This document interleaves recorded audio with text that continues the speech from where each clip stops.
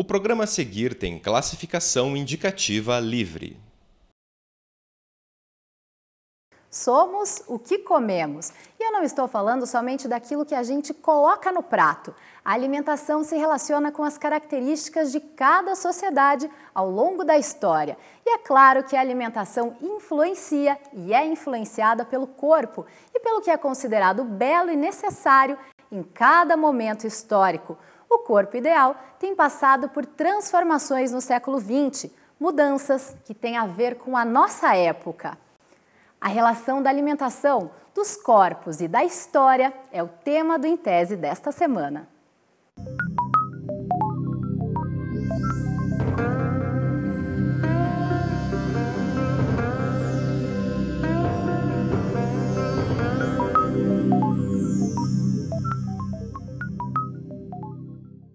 A nossa convidada de hoje fez o mestrado em História aqui na UFPR com a temática História da Alimentação. A Heloíse Peratello, que também é jornalista, estudou as representações sobre o corpo e a alimentação no Brasil das décadas de 70 e 80 por meio das publicações de duas revistas de circulação nacional. Também nos acompanha nesta conversa a psicóloga e professora da UFPR, Lídia Weber.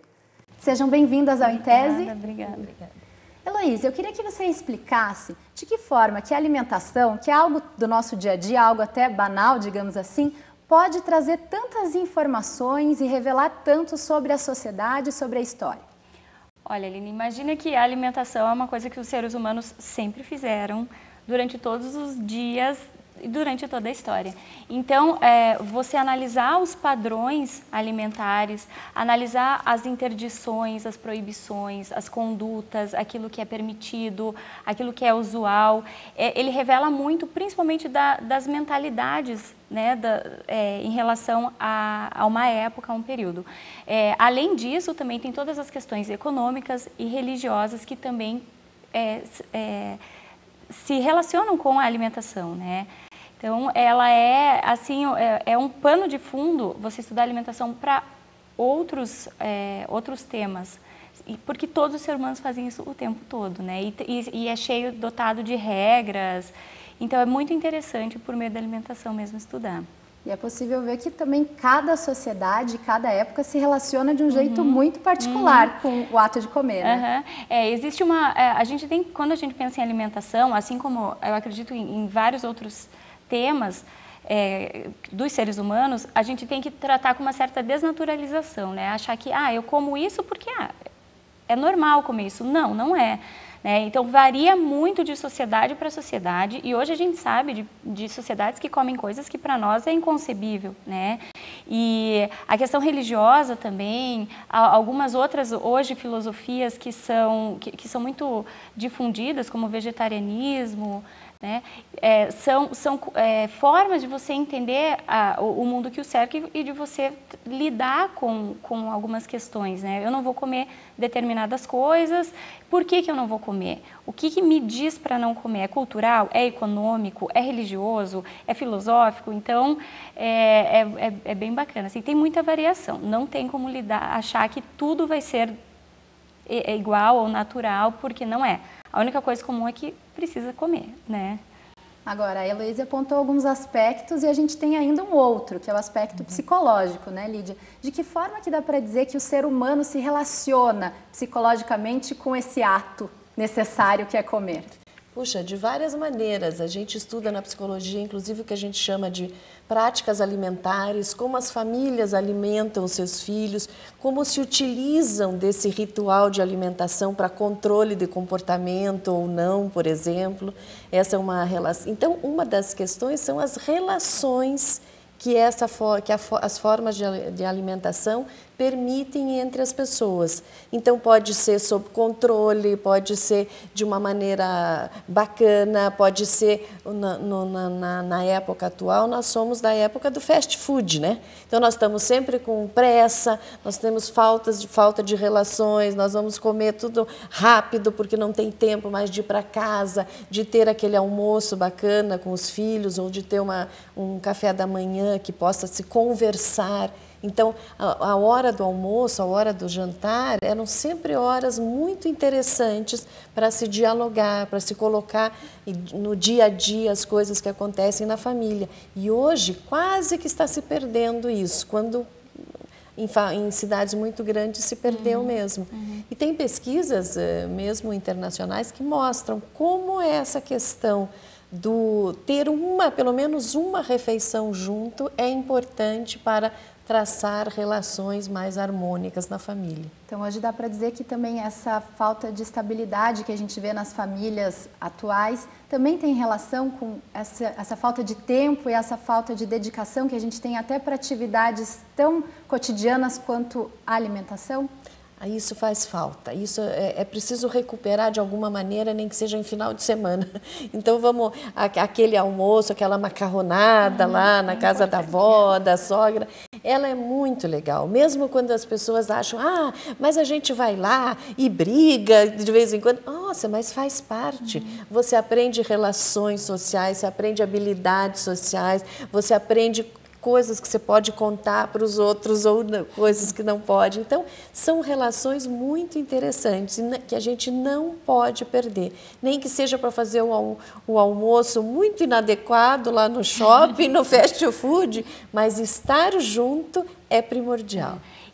Historicamente falando, assim, não só o que se come, mas com quem se come é muito importante, né? E determinou as relações, a sociabilidade de uma refeição, ela é extremamente importante em todos os sentidos, familiar e fora também do âmbito familiar, né? Claro, hoje nós temos almoços de negócio, então se ultrapassa, né? Você, em vez de você fazer o teu negócio no teu escritório frio, você chama para almoçar, para tomar um café, aí tem todo o ritual é importante. O ser humano, não é? O ser humano é de rituais. Nós gostamos das coisas que se repetem, nós gostamos das coisas que nos fazem ficar juntos. Então é bacana estudar esse tema. Bom, justamente sobre esse assunto, a nossa equipe de reportagem foi até o Mercado Municipal de Curitiba e perguntou para as pessoas que tipo de relação elas estabelecem com os alimentos. Vamos ver o que elas responderam. Na verdade, não tomo cuidado. Sim, com certeza. Todos os trabalhos de higiene, verdura fresca, peixe fresco, carne fresca, a gente tem que estar sempre alerta a essa questão. Comida saudável é outra coisa, né? Nossa, se você passa a comer mais frutas, menos sal, nossa, é outra vida. Eu sei que tem que comer frutas, verduras, incentivo meus filhos, mas eu não como. Eu não como. Tento comer verdura um pouquinho, não exagerar muito, mas no mais não cuido muito não tem nada muito específico. Porque é uma questão de saúde, né? Você come um alimento deteriorado ou com problema, pode até matar a pessoa, né? Isso é uma questão de saúde, muito séria. Lídia, a gente ouviu muitas vezes aí a palavra saúde, né? Quando a gente relaciona hoje, ao menos, esse assunto alimentação, surge essa outra palavra. Só que a gente vê também que muita gente acaba doente justamente por não ter uma relação saudável com a comida, né? Então, é muito interessante porque hoje em dia a questão da beleza, da aparência, ela é fundamental, né? Isso tem a ver com alimentação também. E isso vem de muito tempo atrás, desde a época dos gregos, quando se falava que o belo era bom, o belo significava virtude, todo mundo passou a prestar mais atenção em aparência também. Depois a nossa colega vai explicar todas as relações durante os anos, mas é interessante repensar do porquê que eu posso ficar tão doente ou tão com uma autoestima tão baixa pensando como que eu vou conquistar aquele corpo idealizado que aparece na mídia, e é um corpo que não existe. Hoje a beleza não significa mais virtude, não significa mais bom. Hoje a beleza ela pode ser contratada e paga a prestações, né? Ela pode ser vista de uma outra maneira, e isso pode trazer uma relação de uma baixa autoestima fundamental para as pessoas. Como que eu quero me parecer tanto com aquela atriz maravilhosa que, na verdade, não existe. E não existe porque, até nas redes sociais, não sei se vocês perceberam, uma das coisas mais interessantes é quando aparecem aquelas questões assim, o antes e o depois, ou as atrizes a maquiagem, com e sem maquiagem, mas é maravilhoso. Photoshop, né? Maravilhoso, porque a gente se identifica, meu Deus, não sou só eu, então. Mas ela é importante, as pesquisas mostram que você consegue emprego melhor, você até num tribunal você consegue penas menores se você tem melhor aparência, o mundo é de aparência. Mas como que eu vou viver de uma tal maneira em que eu seja saudável, que eu tenha uma saúde mental também saudável, para que eu não fique absolutamente neurótica perseguindo um ideal que não existe. Que não existe porque hoje o ideal de beleza é photoshopado. Hoje, como que vai conseguir isso? Agora, Heloísa, em que momento histórico que essa preocupação começa a surgir para o ser humano? Olha, como a Lídia falou, a beleza sempre foi algo muito importante, né? Mas um ideal de corpo assim tão disseminado porque antes eu acredito que as pessoas assim a vida girava em torno de outras coisas assim, e a partir do momento que você tem essa individualização, e a capacidade, o acesso a meios de você modificar realmente o teu corpo, seja através de cirurgia, seja através da alimentação, então isso começa a ter uma importância maior, né? Na minha pesquisa, eu identifiquei relatos sobre emagrecimento já no início do século XX, né? Mas existe uma mudança bem significativa do padrão alimentar e do padrão de corpo, né? Então não é um corpo mais tão cheinho ou tão cheio de curvas que é bonito, né? É o padrão mais magro na década de 60, 70. Lógico, é uma coisa que vem, não é que assim, existe uma ruptura é uma evolução. Mas nesse momento... Com o modelo Twig, não é? Nesse momento tem assim essa questão, até nas revistas tem um trecho que eu lembro que a revista Veja falava assim, a mulher, um entrevistado, na verdade, falava assim, a mulher ela tem que ser alta se possível, magra sempre, e então, ou seja, né, é uma questão é uma mudança. Então, a mulher que antes tinha aquelas curvas já não tem que ser magra. Não pode mais, tem que ser magra. E eu acredito que isso causa, sim, lógico, uma alteração em muitos padrões alimentares, porque a comida está diretamente relacionada a isso, aumento de cirurgias plásticas, que diz muito, né, desse momento. Assim. Mas nem sempre só a comida, né? Porque tem padrões genéticos, quer dizer, tem algumas questões, nós vamos fazer uma força enorme lá, quer dizer, ou vai para cirurgia plástica, ou não vai alcançar. Não vai alcançar. Mas uma coisa que foi bem interessante durante a pesquisa foi assim, até você comentou da saúde. Durante a primeira etapa da pesquisa, que foi na década de 70, a saúde era o tema, a alimentação e corpo aparecia nas editorias de saúde. Depois apareceu na de comportamento. Ou seja, você tem a questão genética, mas você tem todas as armas para você emagrecer, para você se tornar uma pessoa bela. Então, se você não se torna, é porque você não é controlado. Você não tem autocontrole, você não tem disciplina, sabe? É uma carga muito grande que se impõe às pessoas. Bom, a gente já volta a falar sobre esse tema porque o Intese também apresenta para você as pesquisas científicas de universidades de outros países. Vamos ver o que foi descoberto de curioso por cientistas de várias partes do mundo aqui no nosso Giro de Pesquisas.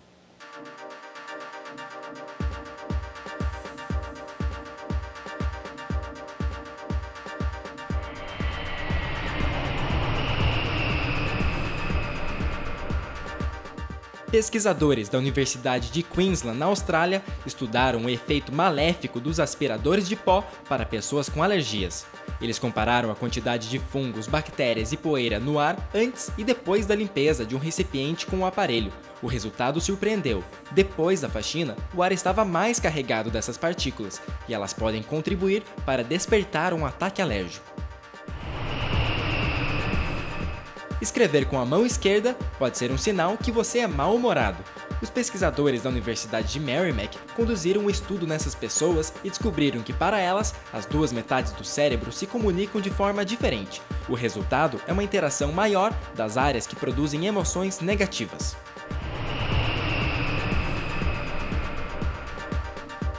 E no próximo bloco a gente volta a falar sobre a relação entre a comida, os corpos e a história. Voltamos já!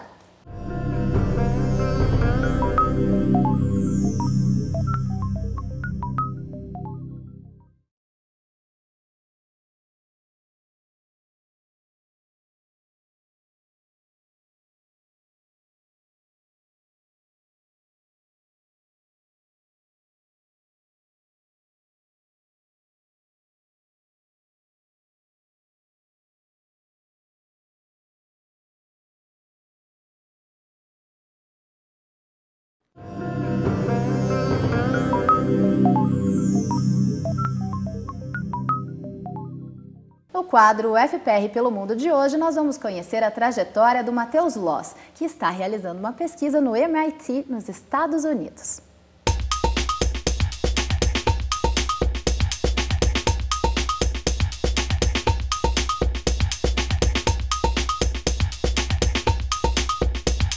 Então, meu nome é Matheus Lise, eu sou estudante de Física pela UFPR e estou participando do Ciências Sem Fronteiras. Atualmente estou morando em Cambridge, nos Estados Unidos, e estou fazendo, vamos dizer assim, um estágio no MIT em Física de Partículas. A gente faz análises com os dados que a gente coleta do LHC, que é o Large Collider Hadron, que é no CERN.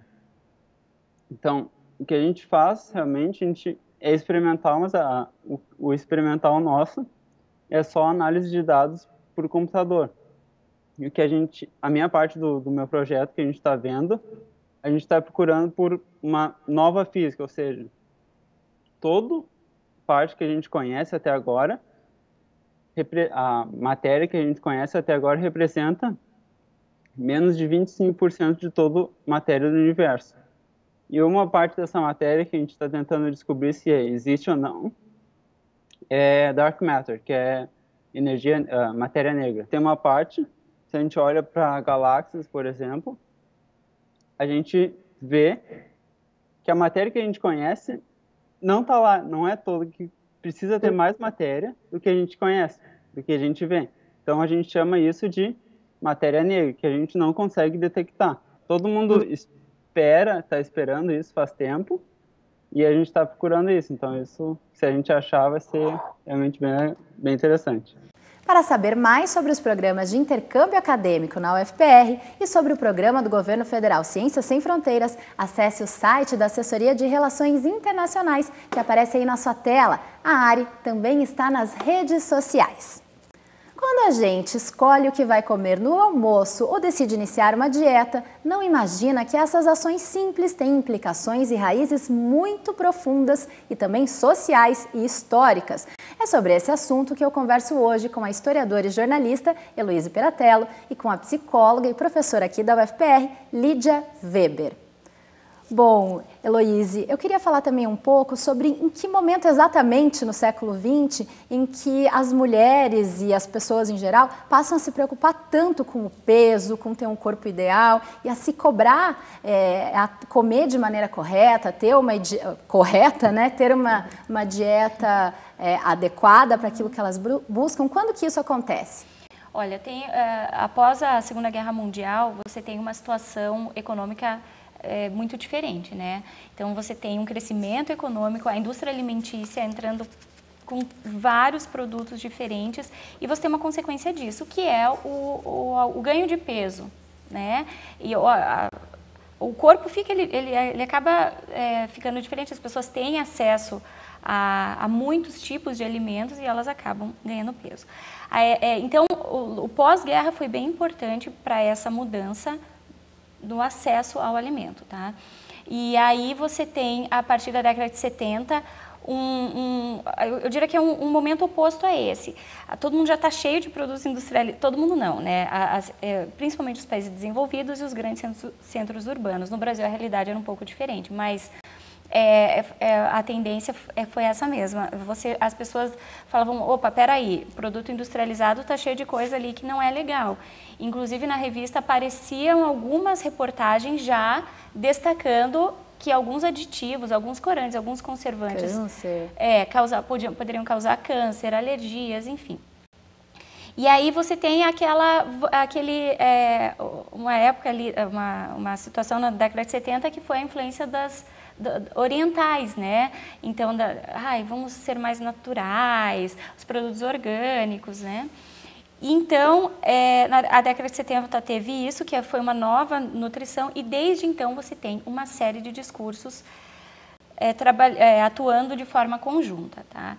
Eu acredito que foi principalmente esse momento, assim, pós-guerra, que teve essa... E, consequentemente, se você tem mais gente engordando, tem mais gente precisando emagrecer, querendo emagrecer, junto com esse ideal de corpo dos anos 70 mais fininho, você tem essa conjuntura, né? Agora, a Lídia falou no primeiro bloco sobre essa questão de que muita gente não tem a genética que é necessária para ter esse corpo ideal e que daí busca na cirurgia plástica ou em medicamentos ou em intervenções de outros tipos aquele corpo ideal. Até que ponto essa busca pode ser considerada saudável e quando que essa busca passa a ser considerada uma doença ou um distúrbio? Quando ela interfere na tua condição de vida normal. Quer dizer, se você deixa, eu não vou naquela festa do meu amigo porque hoje eu não esqueci de ir lá aplicar o meu Botox, por exemplo, ou eu não vou não sei aonde porque eu não tenho uma roupa ideal para isso, isso já é complicado. Quer dizer, a gente sabe, já conversamos, a beleza é importante, o mundo é de aparência, pelo menos no primeiro momento, depois ela deixa de ser tão importante nas relações, seja amorosa, seja de amizade, mas o quanto a gente pensa nisso de uma maneira errada, o quanto isso na própria família é incentivado, né, em que meninas são sempre elogiadas pela aparência, meninos pela inteligência. Ai, como ele é inteligente. Para a menina, ai, que linda que você, ai, que boneca, que princesa.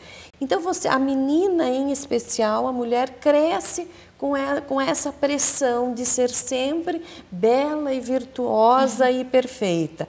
E isso não existe.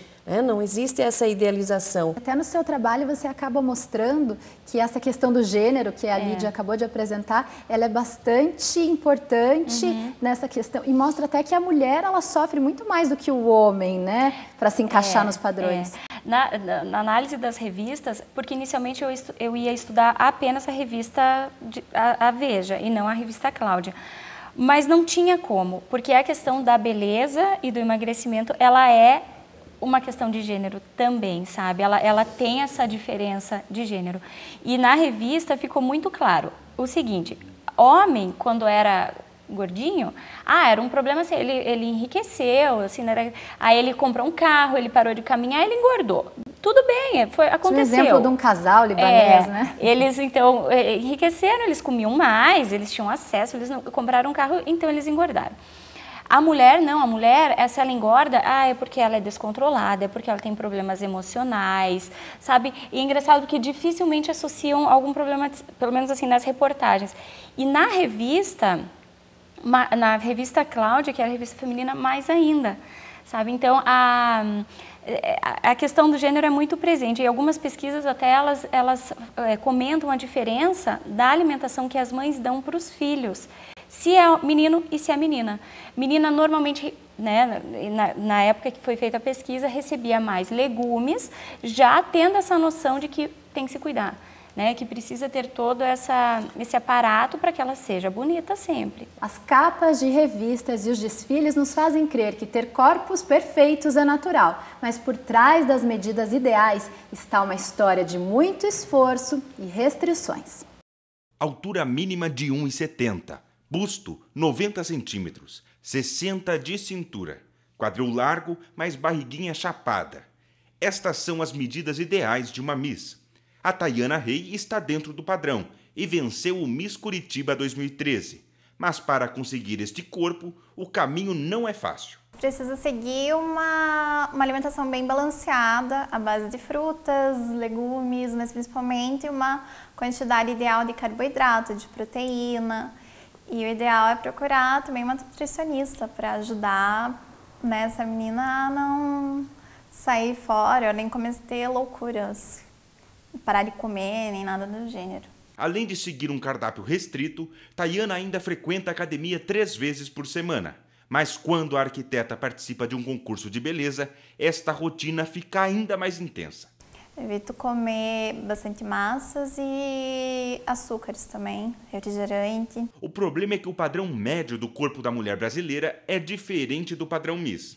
A brasileira comum é mais baixa e com seios e quadris maiores. A busca de mulheres reais pelo peso e por medidas de modelo algumas vezes acaba no consultório. Os casos de distúrbios alimentares, como a anorexia e bulimia, são frequentes no Brasil. Quando a gente traz um pouco da questão da estética para a alimentação e o corpo, aí que nós começamos com uma série de problemas, né? Tanto assim, os padrões ideais de beleza, o que as mulheres almejam, o que os homens almejam, né? O que é uma dieta perfeita do ponto de vista da saúde e também da estética. Muitas vezes a gente escuta o tempo inteiro, eu me alimento bem para ter saúde.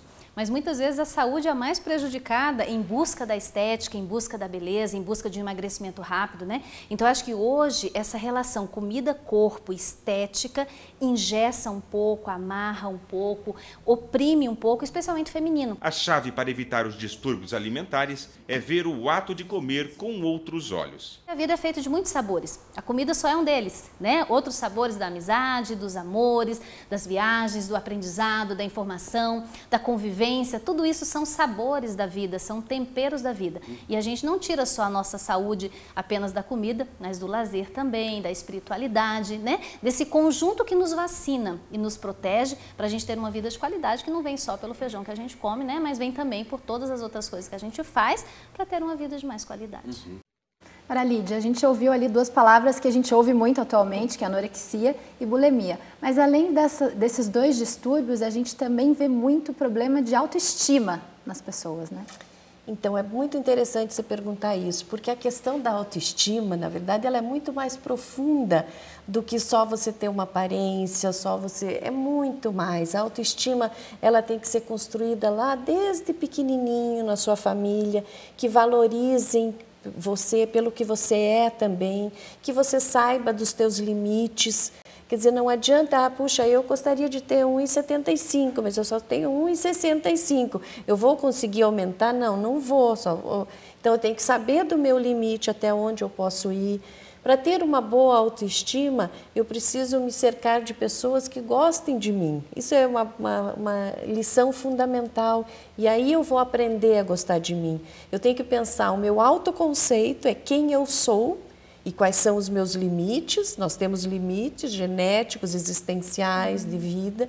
E a autoestima é o quanto eu gosto do que eu sou. Para finalizar, de que maneira que esse mergulho que você fez na história da alimentação contribuiu para a compreensão dessa realidade que a gente discutiu aqui hoje? Olha, eu acredito, assim, contribuiu para eu entender a maneira como se dá essa interação, sabe? Porque a gente costuma pensar a alimentação sempre nos mesmos termos, né? Questões econômicas, questões culturais, obviamente, né? E ela me trouxe um outro âmbito, né? Pensar a alimentação pelos padrões de beleza mesmo, né? E é interessante porque um número muito grande de pessoas pratica isso. Então, porque quando você pensa em práticas alimentares, antigamente, ela dizia respeito a um número muito restrito de pessoas, né? Ou eram práticas religiosas restritas a um grupo, ou eram práticas da nobreza restritas também a esse grupo e assim por diante. E agora não, então as pessoas têm de uma forma geral acesso a essas informações, de nutrição, por exemplo, e elas podem ter essas práticas alimentares no dia a dia. Então, é ampliado isso, né? Essa noção acho que foi o mais importante. Bom, eu agradeço a participação de vocês no Em Tese de hoje. Obrigada. O Em Tese de hoje apresentou a dissertação de mestrado da Heloíse Peratello. O trabalho completo, que faz parte do grupo de História e Cultura da Alimentação que funciona na UFPR, está disponível no banco de teses da universidade. O endereço aparece aí na tela para você. O Em Tese termina aqui, mas é possível assistir novamente a este ou a outros programas no nosso site ou acompanhar a UFPR TV pelas redes sociais. A gente se vê novamente na semana que vem. Até lá!